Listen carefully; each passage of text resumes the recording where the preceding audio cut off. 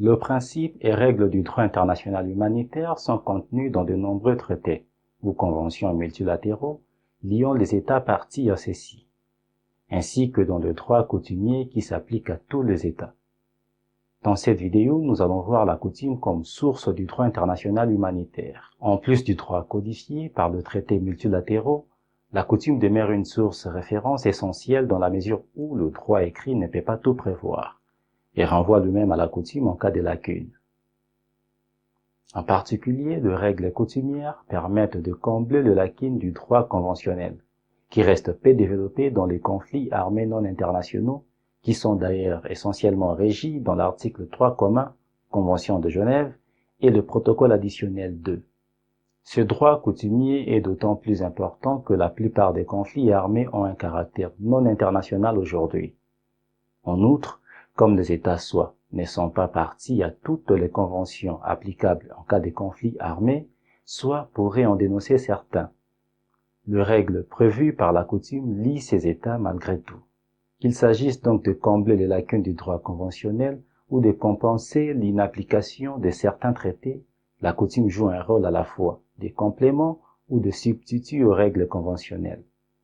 Ainsi, le DIH coutumier permet de renforcer la protection juridique des victimes des conflits armés. Dans les relations internationales, il y a une coutume juridique lorsque les États se comportent en fait d'une certaine manière en ayant la conviction qu'ils sont obligatoirement tenus de le faire.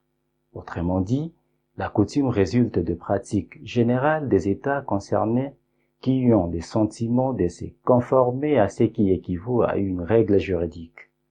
Le statut de la Cour internationale de justice de 1945 définit la coutume internationale comme preuve d'une pratique générale acceptée comme étant de droit. Des éléments constituent donc la coutume, l'élément matériel et l'élément psychologique.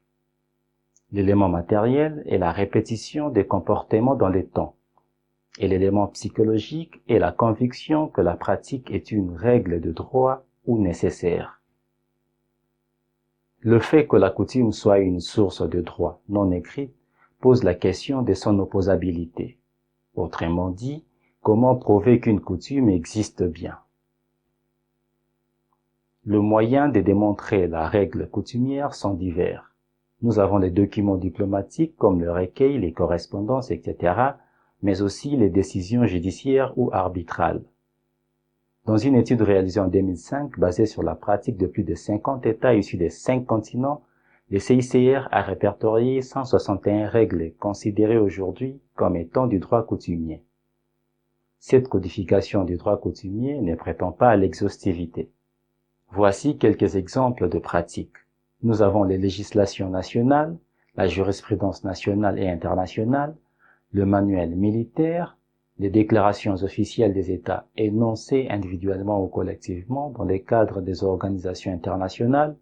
Ici, on peut prendre l'exemple de la résolution 1674 de 2006 du Conseil de sécurité qui rappelle l'importance du respect et l'application du DIH pour protéger le civil lors de conflits armés et la nécessité de lutter contre l'impunité des crimes.